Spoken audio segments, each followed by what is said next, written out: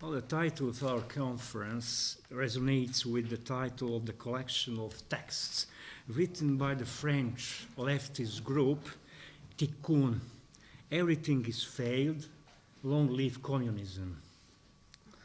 Of course, there are important differences in the title of our conference, because in the title of our conference we see a question mark that always signalize opportunities. In the second title, we could identify a strong, performative, declarative act. And the title of our conference is the left as the political orientation. In the second title is communism as the final eschatological goal articulated by a radical group who has anyway written such a militant text as the coming insurrection. I'm interested here, first of all, in this, at first glance, strange combination between the total failing and the heralding of communism. Namely, this duo between the total failing and the celebration reveals something from the affective structure of the left, whose historical situation is overdetermined by the meanings of defeat. If I am allowed to use the literary metaphor, the darkest hour is just before the dawn. Our epoch is extremely dark by failing, at the same time burdened with the possibilities even at this point. The other name of this relationship is sublimation of the defeat. And we could immediately say nothing new, that we could immediately say that there is nothing new under the sun, because the symbolic of defeat, betrayal, the experience of the collapse of the leftist projects was always impetus, especially for the radical leftists, to reconsider their orientation. So far, so good, but it is not easy to master the defeat. One important leftist writer, the editor of the famous New Left Review, Perry Anderson, in the much debated panorama of the current situation, has scandalized his readers, suggesting that the sublimation is the only strategy of the left today. So let me paraphrase. Capitalism has repulsed the attacks toward it and for its system. And for it, even the transgressions are welcomed. Oscillating between the self-destruction and resilience, capitalism has realized considerable elasticity and resistance. Meanwhile, the coherence between theory and class subjectivities fell apart, and the leftist seeking of the historical subject of transcending of capitalism became obsolete. The urbanized sons and daughters of the bygone working class don't shape their orientations in accordance with the collectivist patterns and solidarity, but by the individualist bias of late capitalist consumerism. And the authentic political engagement within the existing hegemonic coordinates takes place only on the basis of external donation. So left is on the bad side of history. At the same time, Anderson doesn't offer unprincipled adaptation in relation to the capitalism, nor simple consolation, but alludes to the lucid resignation. Not a bien-pensant left is presented that could not make a difference between market and capitalism, but what is suggested by him is the left that could make uncompromising diagnosis on the barbarism of capitalism, but without any hope in the alternative and without any nourishing of the utopian illusions. So the sublimation as the ultimate strategy for the left resonates with the strong anti-utopian conjuncture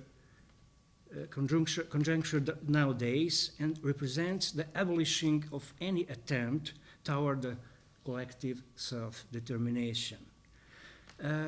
For a moment, Anderson doesn't succumb to the today temptation to obliterate the differences between right and left. This mode of eradication anyway has fascist origin. That is, Anderson knows very well the deep divergences between the left and right concerning the hierarchical patterns in capitalism, socially mediated sufferings, violent appropriations, and universal emancipation as the final goal. But instead of the affirming future-based expectations that intervene in the present epoch, he provides the stubborn leftist realism without the intention to transcend the status quo. Really, there are brilliant leftist achievements within the framework of universities. Left-leaning theories are highly represented in curriculums. There are journals with leftist descriptions and analysis, but the link to the transformation of the world is deeply weakened. We could not underestimate the ideological achievements of capitalism. In this epoch, this ideology works through the post-ideological codes and measures. And according to all these, we see two types of diversification, of sublimation. I would denote Anderson's orientation as the renouncement of transformative leftism and the affirmation of interpretative leftism. In adopting such a simple distinction, we point to the challenge the left always confronts with, the relation between the interpretation and change, the change of the world. In the heroic past of the left, Antonio Gramsci has made a useful distinction between the pessimism of the intellect and optimism of the will. This distinction is now shaking. The pessimism of intellect does not find the optimist will. Anyway, the historical issues with the left are located between its internal and external determinations. In fact, the left could not get away from the strong self-problematization and the revoking of its own historical realizations.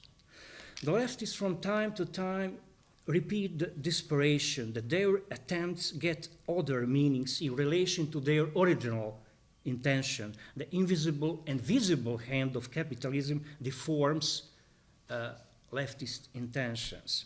But it should be emphasized that the left could not ascribe every failures to the diabolical strength of capitalism. On the contrary, the left must affirm the belief that behind the eruption of some form of injustice, the manifestation of inequality in capitalism, lies its own omission and weakness. I said it myself that by classical fascist propaganda, there is no difference between left and right.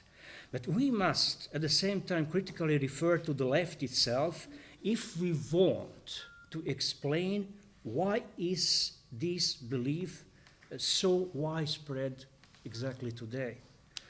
And the social democracy, as well as the historical pillar of the modernization of the working class, should explain to us why is it too often equated with social liberalism.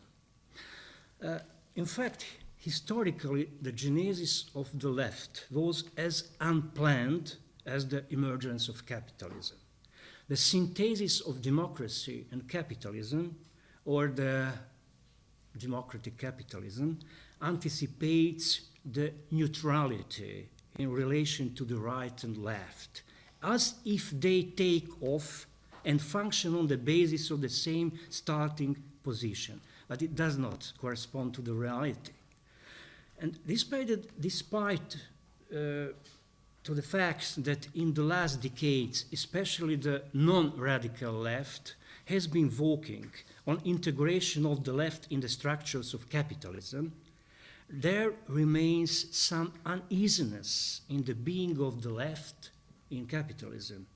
And exactly this uneasiness hits the identity of the left and determines the crisis of its self-understanding and disorientation. The left that was constituted by the teachers, typographers, intellectuals, archivists, is originally the replica to the new forms of domination, inequalities, hierarchical matrix, and codification of power and capitalism. It provides the framework for the subordinate, but the left is simultaneously the solution and the problem. It could not take a breath without the critique of capitalism. At the same time, it could be not apart enough from it. And at this moment, I could not avoid to mention the left was always determined by schisms and self-divisions, not least by the heterogeneity of the interpretation of capitalism. For example, one robust orientation that could recall the elements of Marxian political economy treats capitalism as the abstract domination by value and attempts to transcend the division of work, the appropriation of the surplus, hierarchy, economic coercion, and commodity-based production. The other, likewise, strong orientation opts for the reappropriation of the commons and the rehabilitation of the reduced public domain. So in reality, during the 19th century, especially the socialist left starts with the presupposition that there is a struggle for life and death between bourgeoisie and working class, and that parliamentary democracy is the tool, instrument for resizing to the power.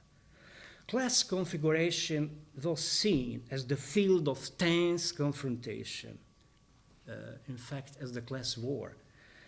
And some bitter lessons could be drawn much more later in the 20th century. At the same time, during the mentioned century, the left has enormously contributed to the shaping of the main modernist patterns, namely progress. Accelerating the progress by the teleologically organized reforms, the left has pretended to be an historical macro subject, the manager of modernization. But if we rely on the data of such an academic authority as Angus Madison, we could see the massive results in the West and East as well. The left, in effect, has propelled the extraordinary welfare projects in the West and East as well, although in different historical conditions. But here is another hard lesson. Nothing is irreversible. That is, the achievements of the left don't have any guarantor. When the growing power of the left endangered the hegemony of capital, as in Germany and in Austria in the 20s, the preventive counter-revolution in the form of fascism took place to weaken it or even to destroy it. When the welfare measures imperiled the hegemony of capital during the 60s, the other preventive counter-revolution took place, named usually neoliberalism, a form of revolution directed from above. And it is highly indicative that the social democracy, as the parliamentary democratic representation of working class, has been exposed to this contradiction between the logic of self-valorization of capital and the guardianship of welfare state. by seeking the class compromise between the capital and those people who don't have tools for production, social democracy gets deep wounds and risks to put in danger its own identity. So if the left still believes that the self-referentiality of capital at least could lead us to the collective irrationality, it must keep on reflecting this contradiction. There is no irreversibility. Even in the countries with long welfare tradition, the tendency of the reappropriation of the hegemony of capital could rearticulate or recompose the socio-economic relations. There is strategic selectivity of state in relation to such a redefinition of the social field. Within the structural matrix of capitalism, the restoration of the hegemony of capital has always primacy. Besides, in 1889 was projected as the historical turning point in the affirmation of enlightenment-based values. In contrast, the left despairingly notices the reappearing some figures of fascism, although not in the same manner as in the 20s and 30s. The successful neoliberalized capitalism was self-confident. Its discourse replaced the classical concept of crisis with the de-dramatized managerial term of risk management. But the crisis 10 years ago, as the manifestation of crisis-ridden structure of capitalism, brought some discursive transformation. The crisis as framework comes back. In fact, today the standard discourse forms are connected to expectation of the next crisis. These tendencies intertwined with the fear expressed by some capitalists that capitalism in the existing form is dysfunctional. The most cynical representative of capitalist class, Warren Buffett, famously evokes the term of class war. We are winning. Class war exists, we are winning. In fact, the crisis involves important rebellions, strikes against austerity measures, questioning the prejudice that social conflicts are over. The crisis produces Occupy that replaces the old figure of barricades, Arab Spring, the new forms of riots are developed as in traffic and logistics, etc. But the dilemmas of the left are proliferating. These movements communicate indignation, anger.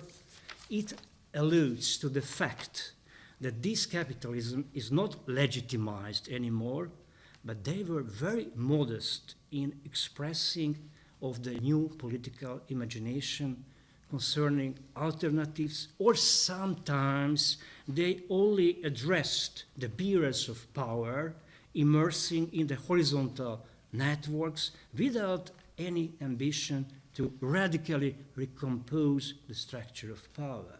For example, the Arab Spring has revealed another dilemma poorly thematized by the left, the influence of climate change on the organization of society.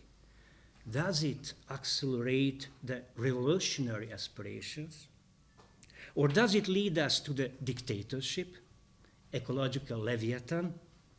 Or does it moderate the polemical intentions of the left? So coming to the end, therefore, left is located in the interval between the two crises. Not to forget the huge leftist instrumentarium for the counter-capitalist and post-capitalist scenarios, some forms of basic revenue, reforms of pension system, different conceptions of post-work constellations, Corbyn-mediated inclusive ownership funds with reminiscence of Meidner plan for Sweden. But the crisis-like phenomena, or crisis itself, is a double-edged sword. The crisis is at the same time moment of interruption for capitalism and the mechanism for its re-regulation. That is the restoration of its domination. So the crisis is at the same time the period of anger and fear, and in accordance with this, the period of discipline. The left could not ignore this double phase of crisis, and it is itself determined by it. Left needs affirmative ideas. The anti-capitalist feelings are not enough, but it is to be told that balance of affirmative ideas, affirmation of political capacities, and anti-capitalism could produce relevant left. And as the unpretentious minimum, I could suggest the left that deserves this name should learn from Russia, 1917, Paris and Berkeley, 1968, and Sweden, 1971. And even this is not a simple task. Thank you. Well, I wanted to discuss a little bit the main challenges that you were confronted to. Where is it? We have to discussing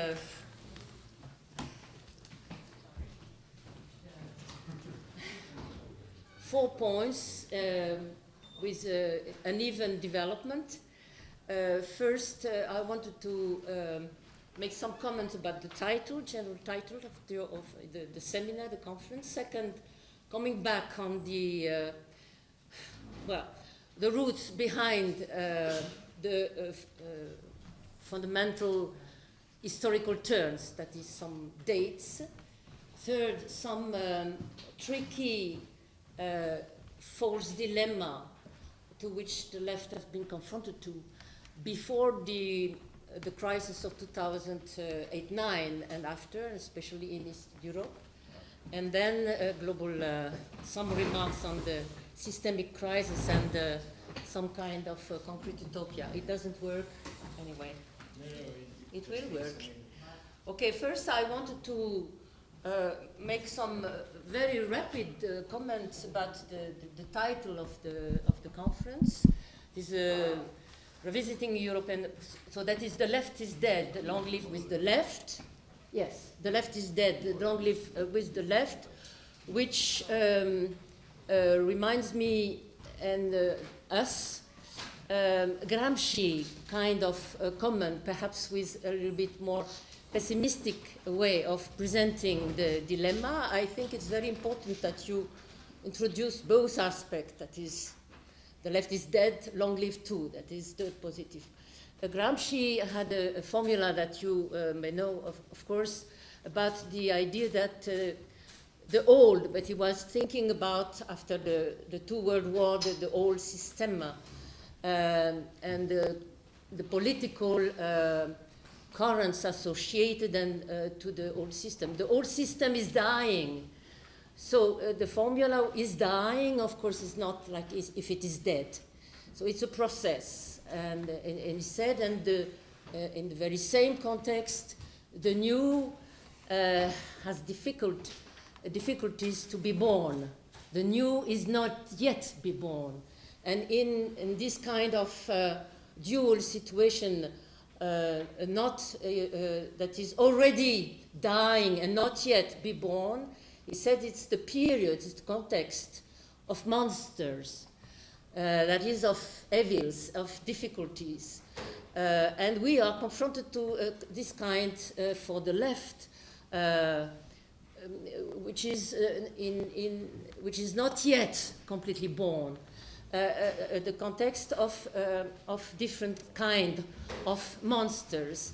I will not go into the detail now, and that is for the discussion a challenge, because often confronted to different kind of evils or of monsters, there is a temptation to choose the less evil, and it is a wrong choice for a new left to be born, really, and to find an alternative against the system. So that was the first comment, to radicalize a little bit the dual aspect of the title of the conference.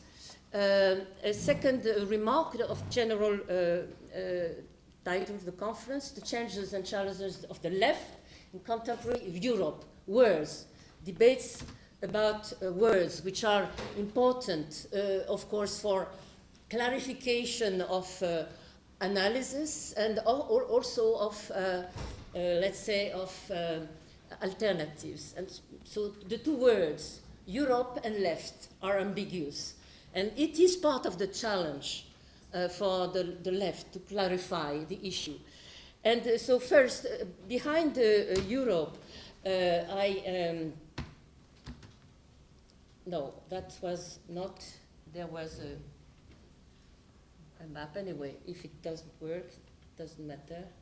Anyway, so there was a map that I took from Le Monde Diplomatique, which was presenting the continent, but with historical construction on that continent. That is, the notion of Europe, for the left, we are to deal with it in a critical approach. First of all, because the dominant forces, and especially coming from France and from Western Europe, that is from core countries, and the use of the term Europe by the dominant forces is of a kind of imperialist use, like United States presented themselves as America, and so confusing political construction, which is, for instance, the European Union, to Europe.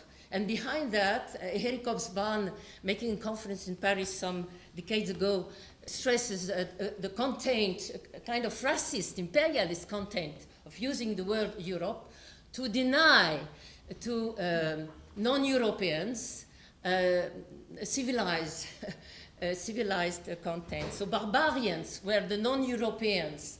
And who were the non-Europeans? Who are the Europeans in the positive way? The civilized people who support the European Union as it is, or Western Europe, with its different phases, as it was. And so it was denying, and it is denying, first of all, of course, a whole part of Europe, and in Eastern Europe and the former Yugoslav countries are offered to become Europeans.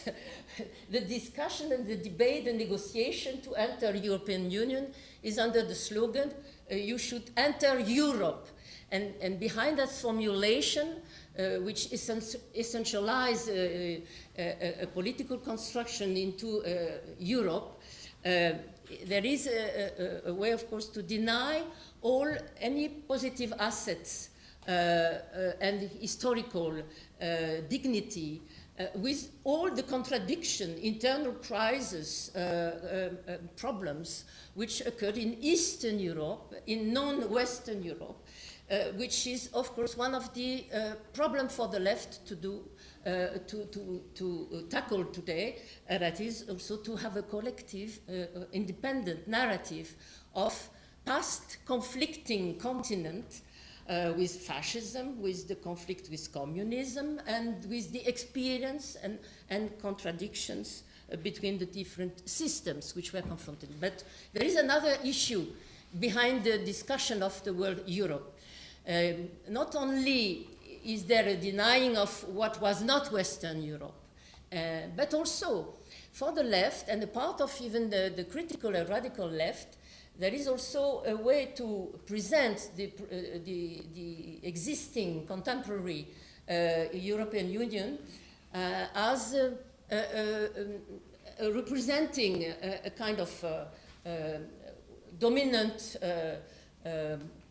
present of people or reactionary bourgeois project on the back of people and so on, without conflicts inside it, as a present simply, and with an evolution of a linear kind.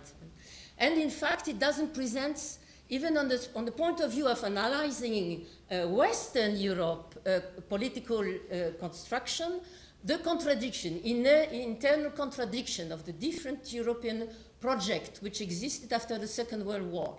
There was not only the European community, European Economic Community, around the Rome Treaty. There was behind the United States and Great Britain already a project of free trade, which was called like that, European Free Trade Alliance, and coming to the present ongoing discussion and conflicts behind the Brexit. What is there? To be short, it is the case that even on the point of view of dominant classes, even on the point of view of Western capitalist project, there were conflicting projects, and there are still conflicting evolution. The different construction from the European community to the European Union in '92 were the results of conflicts and not of a linear construction.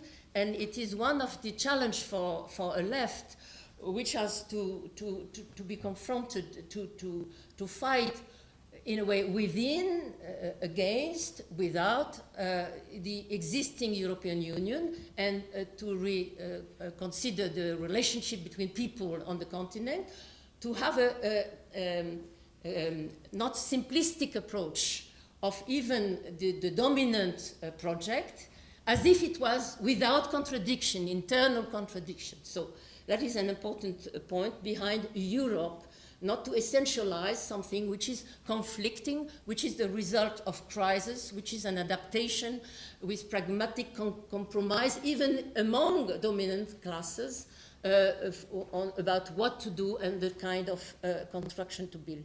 And of course, I don't want to go in the detail of that. Behind the word left, of course, behind labels, we have to deal with, of course, very different kind of lefts and evolution, not to be reduced to the social democratic one, which is, of course, at the core of your discussion here, but also the communist one and the radical left. All those currents have been confronted to very radical changes. So the second point, those radical changes in the context of the international world are to be more deeply analyzed around important events. I know, and I agree with you, that you have put emphasis on 1889 as a turning point, and obviously very important. But even the understanding, the deep understanding of 1989 and later on what occurred after the crisis, the more recent capitalist crisis of 2008 and 9, we have to go back to the roots of a world crisis, which also had a big impact on what was 89 and later on 2009, 8 and 9. And that is precisely the first turning point, which is in the 80s, as an answer to the big historical events, and the international dates are linked to systemic crisis, of course, not national events, so global crisis. And many of, especially the young people in Eastern Europe and former Yugoslavia and so on, were confronted to the crisis of 2009 as if it was the first capitalist crisis for their life. It was such. But up to that period, they often thought that the capitalist system was the only kind of efficient existing system model, and there was no crisis. And so they forgot, they didn't know, and we must rebuild the knowledge of what had been behind all that construction, on the contemporary construction. And that is at the roots of it, the big crisis of the world capitalist system in the 70s, with both geopolitical dimensions, international dimension of a system with its core and peripheral relations of domination. And first, of course, in the 50s, 60s, 70s, the anti-imperialist, anti-colonial revolutions and resistances and non-alignment in using the relationship of forces which was permitted by the confrontation of systems. And then the crisis in the core system. But in the core countries, what was called the oil crisis, if not the resistance to the dominance of a transnational US corporation in the control of oil distribution and so on, so geopolitical issues. What was behind the crisis of dollar and its conversion into gold, if not the impact of first the transformation of world trade competition among Western powers, Germany, Japan, and so on, so on economic point of view, but also the price in dollar of the Vietnam War and of the US involvement in it.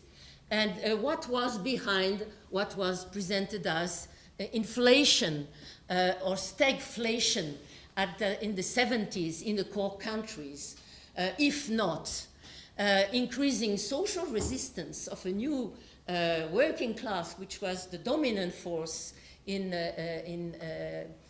active population now in developed countries, with its uneven condition and access to jobs and to rights, like for the black people in the US, but also political resistance, social resistance to Fordism, that is the fact that increasing wages were not sufficient to have dignity in your own life, and also the radicalization of a young generation at the world level in all the core countries, and in front of what was seen on the TV about what was the war in Vietnam and in the world in Algeria and so on. So that was not only simply a crisis of profit in the classical sense, of economic, or even simply slowing down of the rate of growth. It was a deep systemic crisis with multidimensional causes and features, a systemic crisis of the capitalist world system and order. And so the answers to that were not simply economic and were not natural. They were associated to what is called neoliberal, but first of all, before being neoliberal economic schools in core countries and in the world, there were, of course, wars and the violent assassinations of third world leaders, black leaders, and so on, mass assassination in Indonesia, and so on. But what about, and then the coup of Pinochet, which introduced neoliberalism against Allende, democratic choices. Okay, but in the core country and in the global economic system, what was TINA, there is no alternative. Margaret Thatcher without Europe, without European Union. It was just before, and Great Britain never used the euro. So whatever be the currency, be it the sterling, be it the dollar, or be it the euro later on, what was at stake?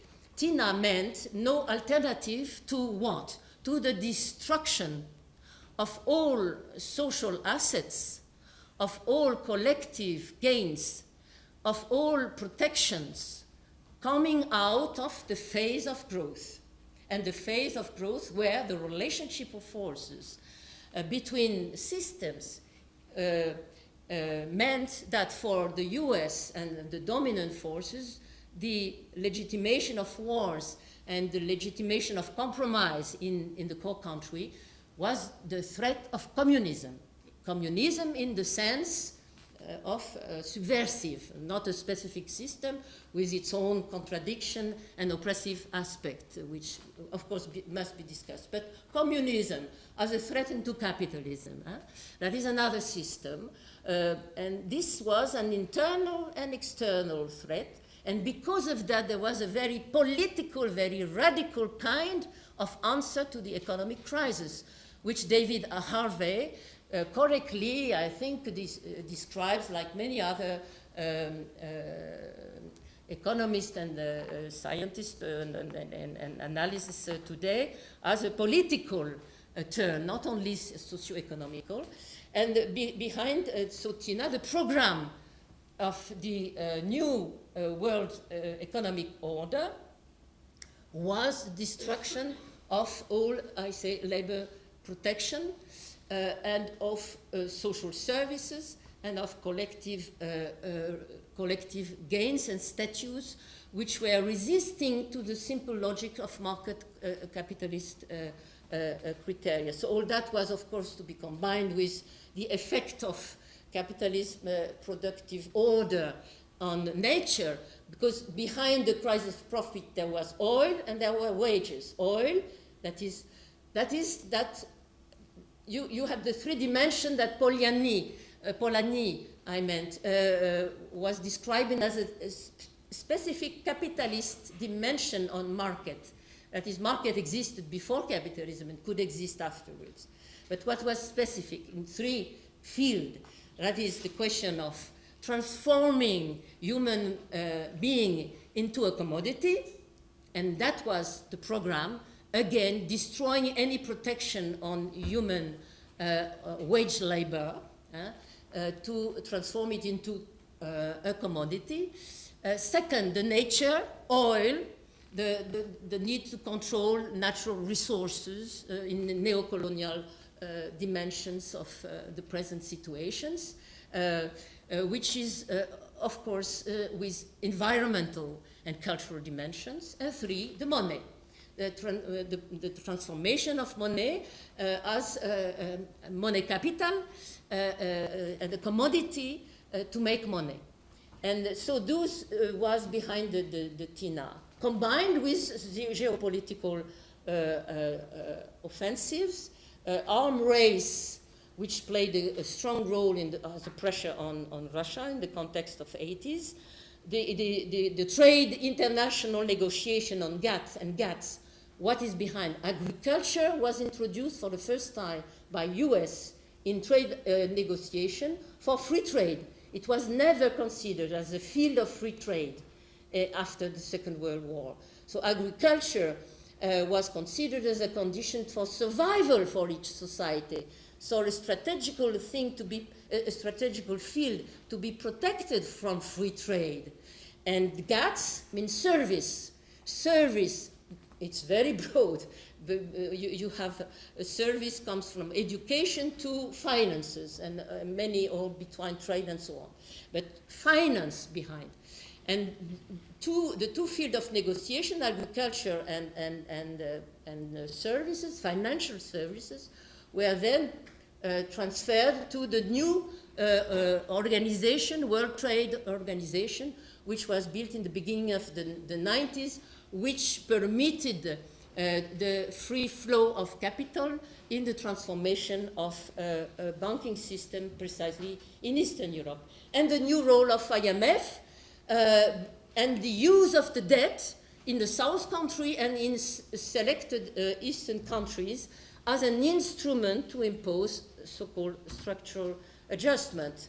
And of course, in that turn, there is, for European issue that we are discussing, a specific European neoliberal turn with its own dates. And the date is linked to one point which will be presented by Philippe Marlier here on the French Socialist Party, which is, of course, which is a key issue for the European construction, political European construction, that is the transformation of the European community into the European Union, which was the European Single Act in 85, after the turn towards social liberalism of the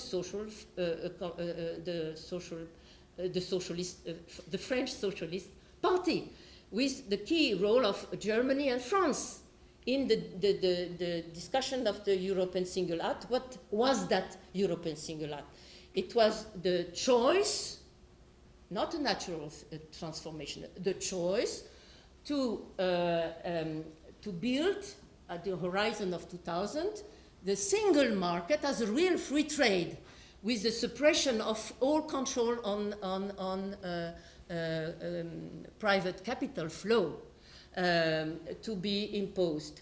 And this was linked with a debate on what kind of what kind of currency, a common currency like was the écu, introduced in 79 in the European community, or a single one.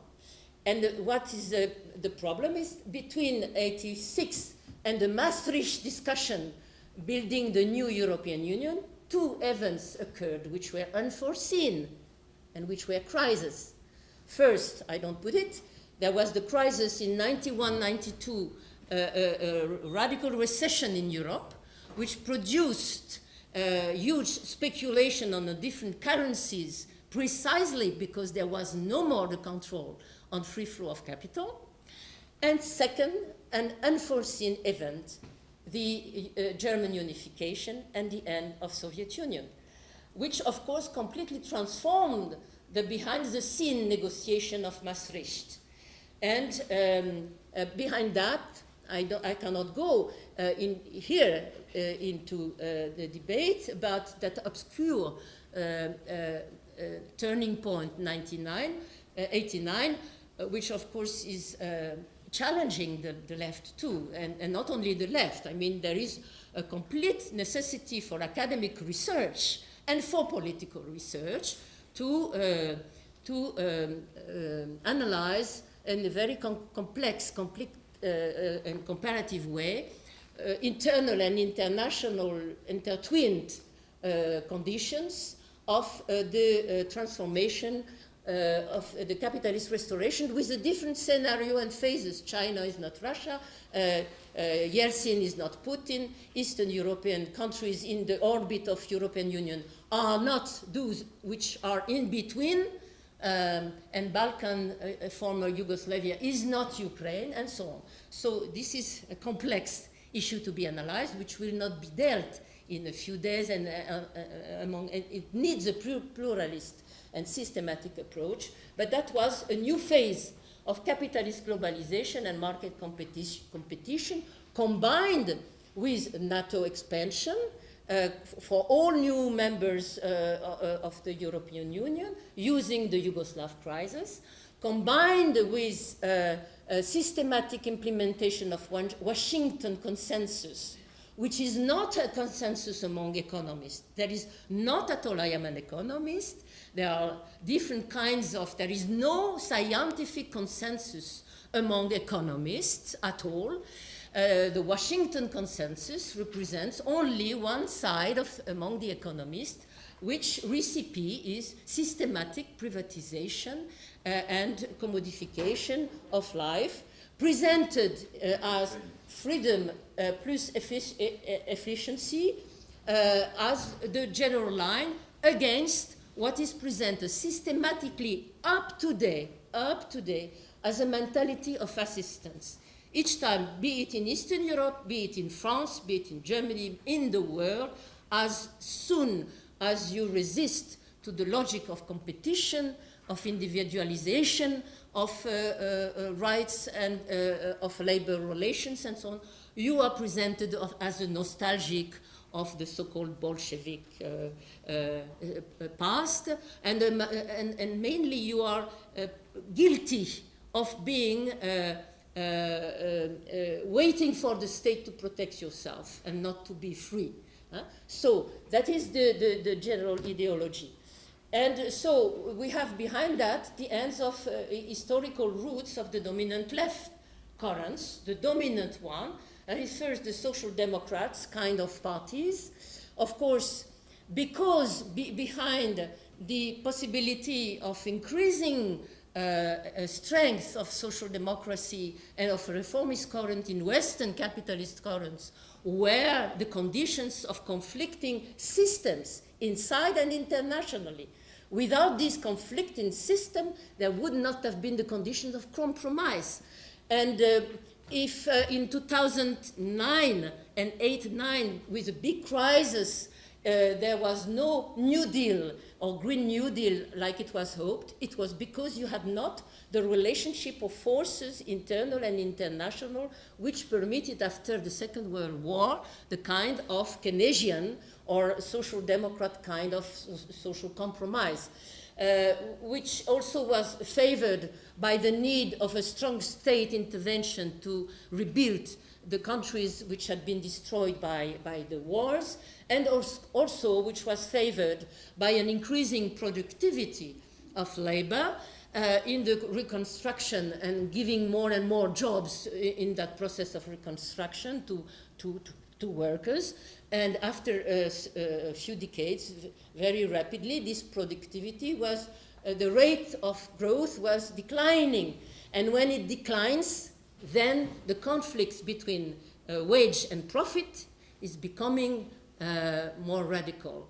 So that was the end of that compromise. And for the communist parties in the capitalist societies, first they lost the horizon of the construction, the building of socialism in one country, which was Soviet Union. I'm not going into the detail with the other components around the Chinas or around self-management Yugoslavia. But anyway, for the dominant, let's say, CP pro-Soviet one, there was no more that reference. And this reference was combined with reformist orientation within capitalist countries. And this reformist orientation was confronted with the very same kind of dead end impasses that we have trust for social democrats. And of course, there was behind the evolution, the problem of the left parties coming out of the split of the single party system in Eastern Europe and former socialist countries, combines all the features of the strategic new situation, because part of the former single party became changed their names and occupied all the field of a political spectre. But some became social democrats, while social democracy became social liberals, so in charge of privatization. And so the dominant, so the third point, some tricky political situation for the left before the 2008-9 crisis and after. The alternative in Eastern Europe and former Yugoslavia and so on was often the tricky one, either to be recognized, that was, I stressed the point on Europe, you are recognized as civilized. If you are Europeist, and being Europeist meant supporting all what European Union decided, including supporting NATO's intervention, of course, and being anti-nationalist, and so supporting what was the dogma of the consensus, Washington consensus, that is, implementing to be recognized as the good one, to receive credits and to be integrated in the developed European Union, privatization, so by the social liberal left or by the extreme center, with, of course, all the opaque forms that I have studied myself, which is not here to be studied, but it is the need to study concretely how occurred the privatization, the great capitalist transformation in Eastern Europe, and the way of privatization with the huge corruption associated to it, and at that time denounced by the rightist currents. And the so-called alternative would be to criticize those privatization, the social destructions, the new peripherization of the Eastern European countries and so on, but with a nationalist, xenophobic, and conservative currents, which also is to be linked with some social, societal issues. I mean, genders, LGBT issues, and so on. So all those were mixed as a tricky choice. And then occurred the crisis, the 2008-9 crisis, with chaotic effects at the world level, with different issues. I said in the beginning that for many of Eastern European people, persons, currents, and so on, it was the discovering that capitalism could have a crisis, and that European Union itself could be in crisis. It was not the end of the neoliberal capitalism, and especially in Europe. That is, after the bailing out of the private banking banks, the bailing out of the private banks, there was, and also the huge state intervention to stop the recession, the huge international recession, and so on. There was what was a sovereign debt crisis, the public debt crisis, which was used, like we saw it in Greece, but not only in Greece. It was the case in all southern countries. It is also the case now in Western core countries, and it has been the case in Eastern peripheral part of the European Union. The debt was used not only by IMF, but by the European institutions and not elected institutions, that is the European Commission, the Central Bank, European Central Bank, and the European Council, linked with International Monetary Fund. This debt was used as an instrument to push forward a new social war, that is to implement the program which was behind TINA. That is to especially be, that was not Greece, like Varoufakis correctly said. I have not always agreement with him, but this was a correct statement. He said that it was not simply Greece and the Greek people who were at stake there. For the European group, non-elected European Euros of the Eurozone and of the European Commission, the issue was France and Germany. That is, but Germany already had its heart's reforms. That is radical neoliberal reforms. But France, not yet enough. So this is ongoing with Macron today. And that is to go further in the destruction of welfare state in France, of labor code, protective labor code in France, like everywhere. And of course, Portugal, Spain, southern countries and eastern countries were in weakest position to resist. That's why France came later, because of strong resistance. But the issue is the same everywhere. So that's not the end. And we are confronted to a polarization. It is not the end. And even new alternative forces which present as anti-system on far-right ideology are not so much against, sometimes they want to protection, but what kind of protection? Is protection against foreigners, a xenophobic kind of protection. But generally, be it Trump, or be it in Italy, or be it in Hungary, the protection is combined with some forms of social protections, but mainly neoliberal kind of orientation of the same. The comparison behind the Italy ongoing conflict, not so radical conflict, in fact, between the new government and and the European Commission, I mean, will show that there are not so much differences of orientation. So that is, social liberalism is there, but with xenophobic, ethnicist, radical orientation, ethnic pure state. So I will finish with my concrete utopia and open conclusion. First, concrete utopia is a formula introduced, developed by Ernst Bloch, a Marxist of warm current.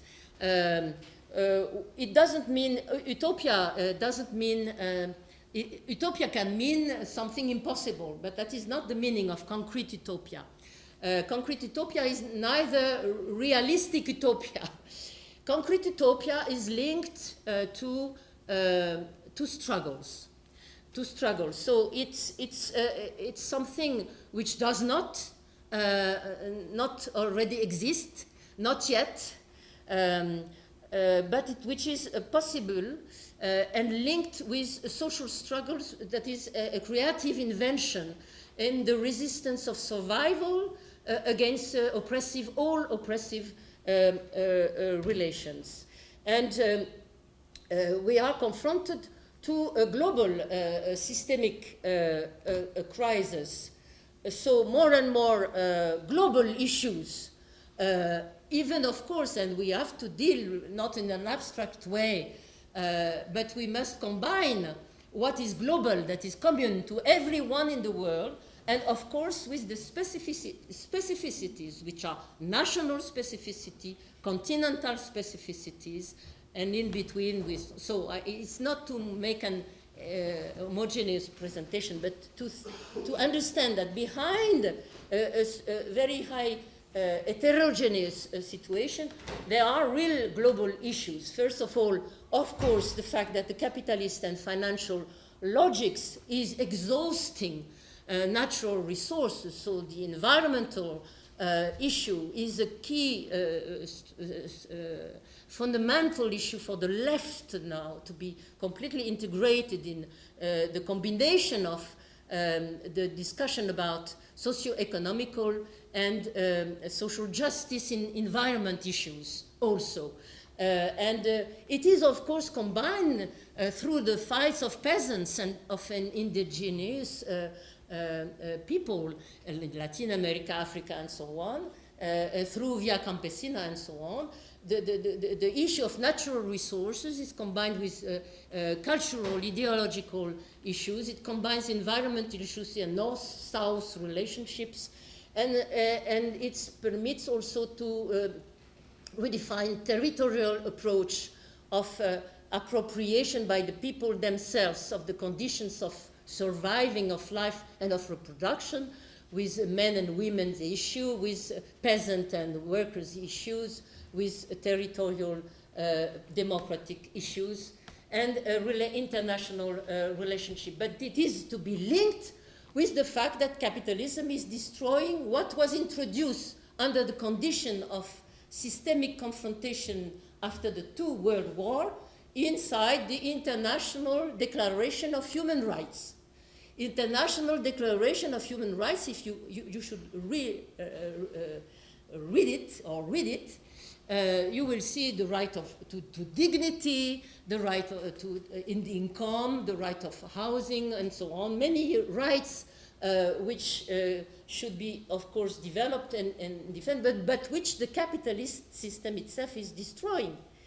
And so that resisting capitalism today is defending this universal and extending universal rights around new formulation like commons, which are, of course, commons behind natural commons like earth, land, I mean, and also the climate, which had to be managed by the different people at a universal level, but also commons which have been created by human production, that is, services, public services, the access to water, the access to land, to land is something, but also the access to education, to health care, and so on, which are really associated to rights.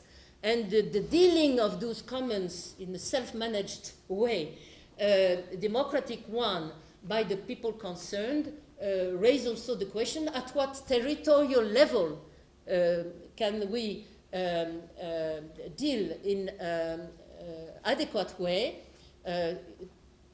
with the protection of those universal resources, assets, and rights. Of course, the local level is not sufficient, the national level is not sufficient for environment issue, and if you want to have justice, you cannot isolate rich community or towns which manage their resources while the other one are destroyed. So the question of the political level of solidarity to be built from the local to the global in order to introduce a new order leads to a new articulation of rights and of offensive. There is an ongoing fight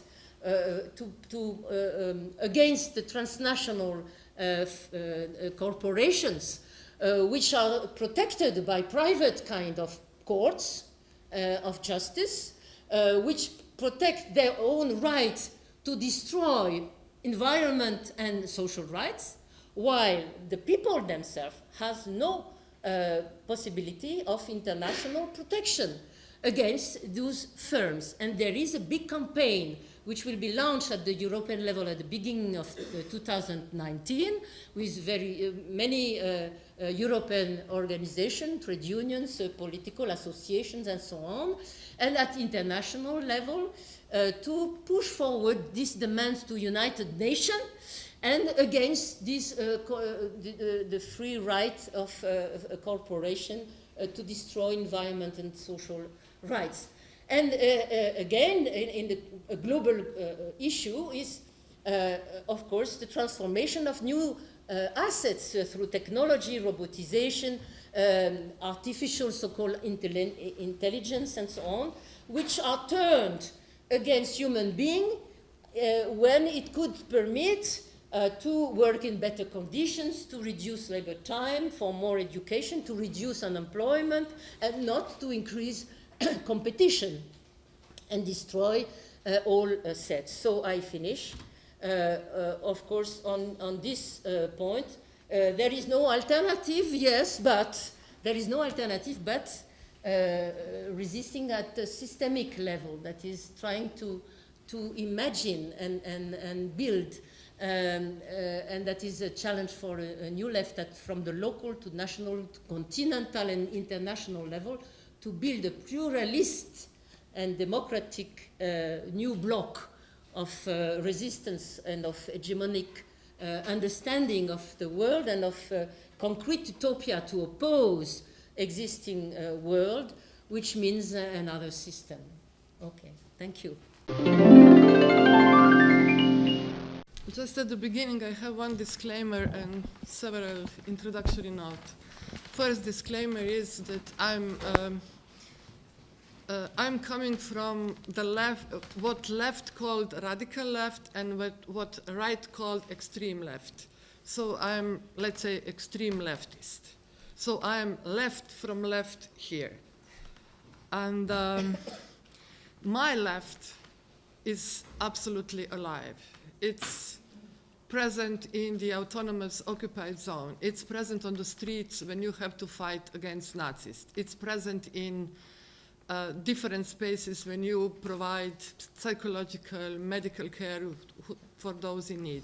And of course, it lives in the refugee camps when you have to work your political work. It lives also when you have to give legal advices to comrades which are imprisoned or which are fined with heavy fines by a capitalist state. As the professor here said, we are always accused that we are not giving alternatives. Of course, we are living alternatives, but these alternatives are refused by left. So that's the problem. The second one, it's my academic background. I'm coming from media and communication studies. This is bastion of neoliberalism, which include PR, marketing, and other like sciences, so-called sciences, which was introduced in the beginning of 90s, and they are Trojan horses for the capitalist system to organize media, the whole media system to work in accordance with the prevalent ideology. So I'm extreme leftist, but I don't know when defending extreme and radical defending of human rights become a problem. So I'm on the position that in any case you have to defend human rights in any cause. And my second question is regarding my academic background, how we came into position that craft and skills like PR and marketing became science and private interest colonized academic research. So we also have to think what happened to the university and what happened to the academic sphere. And now a few notes. How and when public sphere was colonized with tyranny of opinions, when thinking became a rare activity, when society does not think and reflect their own actions, we are doomed. If there is no consensus on fact, when lies are sugarcoated in terms like fake news and alternative right, and opinion usually relativized with left and right version, so like there is a left opinion defending human rights, and when I'm appearing on some public discussion, they usually give me some right-wing guy or woman who are almost fascist or Nazis. So there is no left or right opinion when you are standing for the human rights. And opinion, then any communication in a sense of communists building public good is impossible. As Clint Eastwood said in Dirty Harry, opinions like assholes, everybody's got one, so I am also fighting for facts and thinking and radical critical theory, which is defined our political work. Again, how we came into situation that once left parties are moving to the center and what was left, political space, was emptied. So I'm reminding from the famous mousetrap scene from Hamlet, when you have this dialogue between Rosencrantz, Guildenstern, and Hamlet. Rosencrantz said, "My lord, you must tell us where the body is and go with us to the king." Hamlet answers, and this is crucial to understand this title. The body is with the king, but king is not with the body. The king is a thing. Guildenstern, a thing, my lord. Hamlet, of nothing.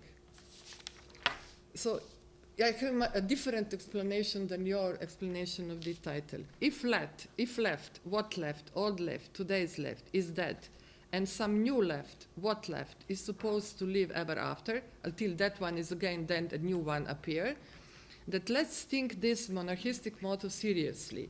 King or queen, rarely, can die. His or her mortal body, as Kantorowicz refers to it, can die. But her political body is eternal. Again, Republican motto for this title can be read as follows. Left can be dead, but left politics always appear as a living dead in modern society. So do we need to reinvent left, and how? Or left always stay on left of political spectrum, only those exercising left politics move to the center. So in my field, this is the problem, and that's what I'm working for on media policy, because I think there is no left media policy, and left usually makes so many compromises with media and so many compromises with the spectacle. Why? Because we have to admit that the fact that media cannot be democratized except we change the whole system. Not with left media, but with radical demand that they have to serve public interest. Dario Fo, in his play Accidental Death of an Anarchist, explained how the media system works as a massive tool for consolidation of capitalism.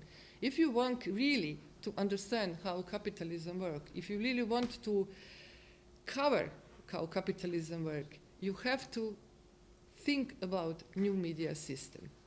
So if you are a little bit familiar with Dario Fo and his work, he was performing his plays in open spaces, in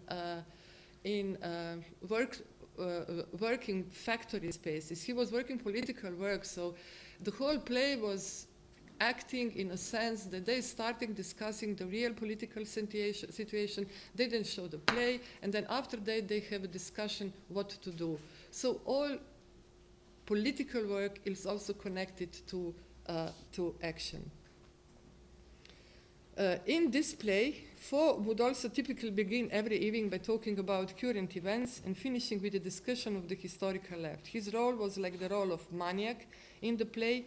Tell me how you make your bombs and I'll tell you who you are, is to communicate politics. As he said, scandal is a fertilizer of social democracy. Scandal is the best antidote to the worst of poisons, namely when people come to realize what's really going on. When people began to realize what's going on, we are done for. After the massive privatization of public communication and massive sell of public good for mass communication, frequencies are as water and air for the people. When public discussion is fueled with hate, discrimination, prejudices, slander, we have to take a political action to take back means of communication. And that's the point when we came to Lenin. Yes, Lenin and his work, not Leninism as such. In the article Where to Begin, printed as the editorial for the 4th issue of newspaper Iskra, Lenin states the following. In our opinion, the starting point of our activities, the first steps toward creating the desired organization, or let us say the main thread which it followed would enable us steadily to develop, deepen, and extend the organization, should be the founding of an all-Russian political newspaper. A newspaper is what we most of all need. Without it, we cannot conduct the systematic, all-round propaganda and agitation consistent in principle, which is the chief and permanent task of social democracy in general. Agitation and propaganda are considered by Lenin the crucial but not the sole role of a newspaper, to be transmitter, medium between a political organization and its potential members, to be the tool and weapon for political struggle. Current media are deeply embedded in political activities, although, or in spite of, the fundamental mythology of media and journalist work bases itself in the supposed independence from political and economic influences. Is it therefore at all possible to think and organize a revolution in the present without critically reflecting on the functioning of media and transforming it? Joanka, ciao. Our answer, which takes the position that it is not possible, stems from the negation of the official media and journalist mythology, namely the independence of media from the sphere of politics and economy. What is in fact more problematic and pertinent for discussion is their independence from the public and public interest. Were we to find answers to the most basic question of why the media that exist today are specifically the way they are, and why they cannot function in different manner than pursuing the interests of their owners, we must explain the blind spot missed the majority of scientific writing on media. We will not argue that the understanding of the media functioning requires a focus solely on the economic aspects. We are more interested in the question posed as well by Serge Alimi: is it at all possible to be a journalist and express any kind of criticism against neoliberalism?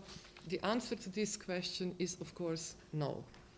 The narrative we are developing starts with Lenin, and it's being used very productively, not by left, but by the right, while the left still insists on believing in the myth of free press and independent media. The text Where to Begin can be taken as a program which Lenin uses to explain why the success of a movement that will not be derailed by unreliability and hesitation requires the first step, the establishing of newspaper. Despite the technical limitation for printing and newspaper distribution, as well as working underground, the revolutionaries around Europe fought consistently for the establishment of a space of a revolutionary media. To think and organize a revolution without revolutionary media is not possible. It was not possible in the past, and it's not different today. Challenging journalist mythologies is a difficult process, since the mythologies are ingrained with a majoritarian belief in the possibility of democratization of the media, creating better legislation, more regulation, using different activist modes of ignoring media content. All this does not challenge the most important facts.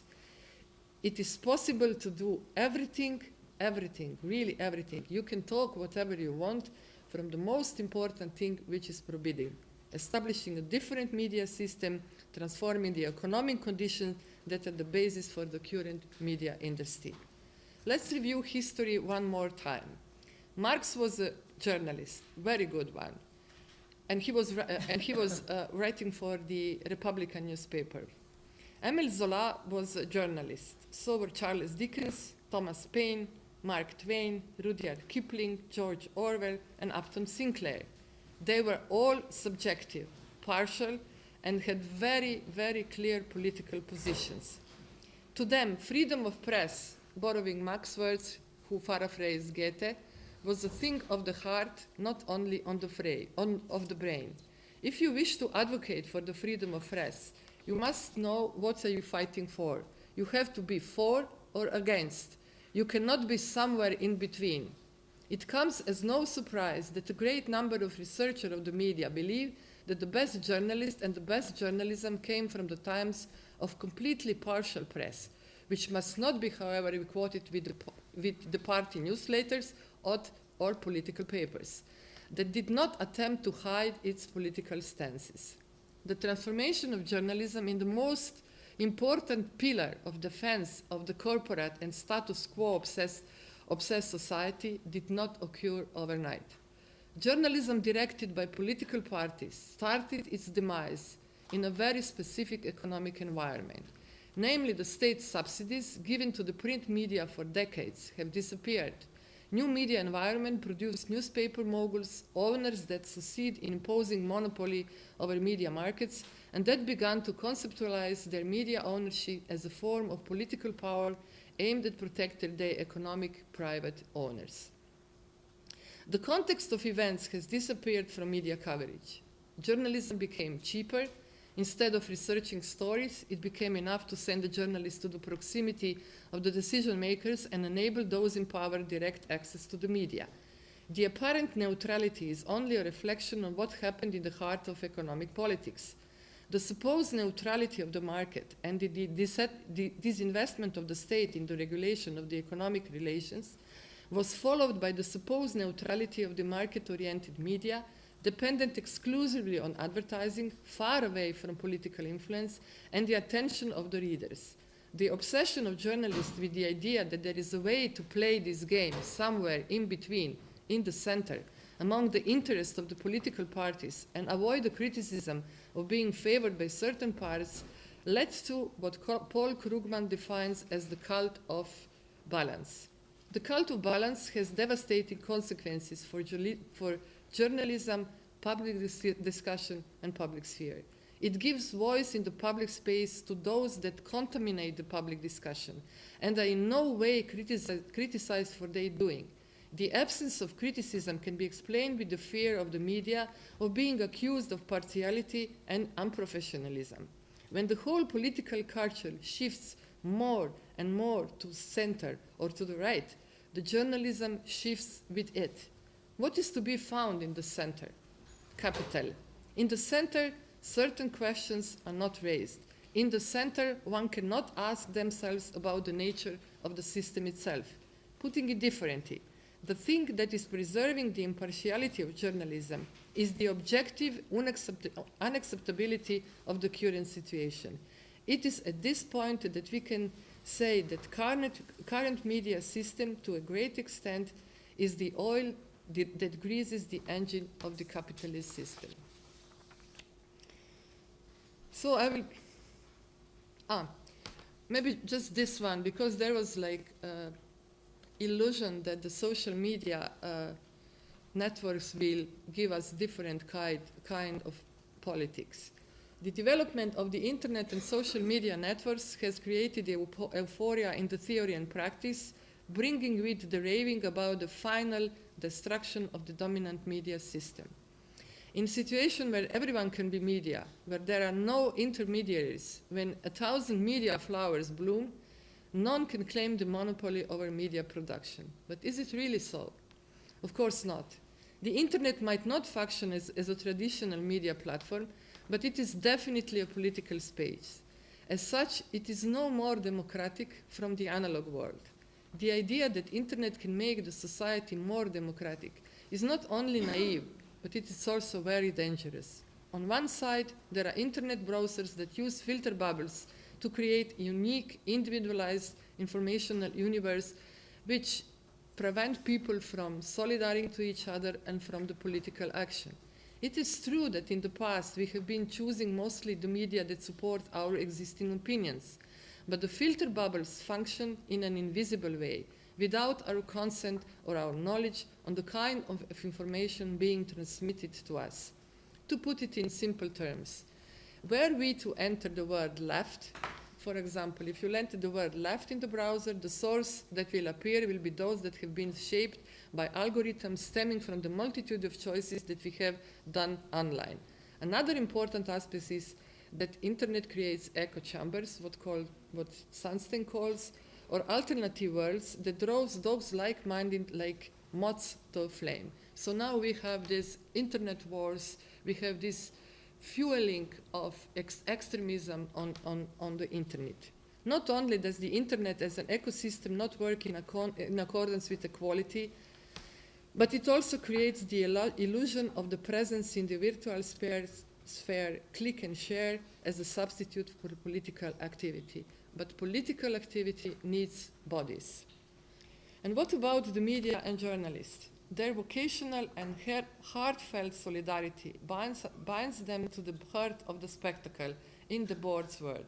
You cannot be against the one that not only guarantees your meal ticket, but also visibility, recognition, backed by the constant threat of being replaced.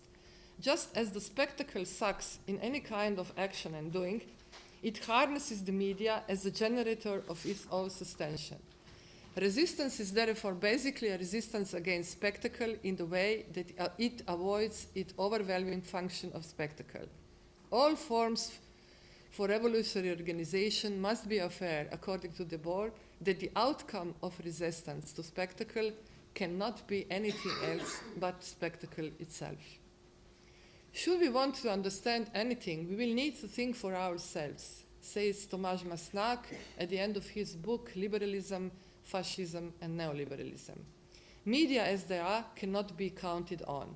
They are not our allies. The question is what to do now. We can only provide one of the possible answers to this question. Current dominant media function completely in accordance with the Leninist principle of an all-Russian political newspaper. The right understand very well how the media as a collective organizer of political struggle can be used to balance exploiting, expropriating, demolishing with an endless consumption of what the board conceptualized as integrated spectacle. Our warning concerning the persistent mythology around journalist work that produce very subjective benefits for a specific class is based on the belief that the left must finally acknowledge that it has no historically founded monopoly over the multitude of current political resistances.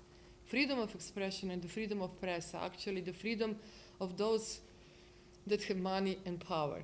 Those with no power, those who were negated the ability to articulate their own political demands, abandoned even by left, must use their own bodies to translate the noise, as Rancière said, to discourse. Rejecting impartial journalism embedded in the web of capitalist interest, we are also rejecting any kind of media that function as newsletters of political parties. We don't need left political media. We don't need interpreters of what is happening in the streets. What we do need is a communication space where bodies, which are not represented by anyone, which refuse any kind of representation, can finally speak by themselves.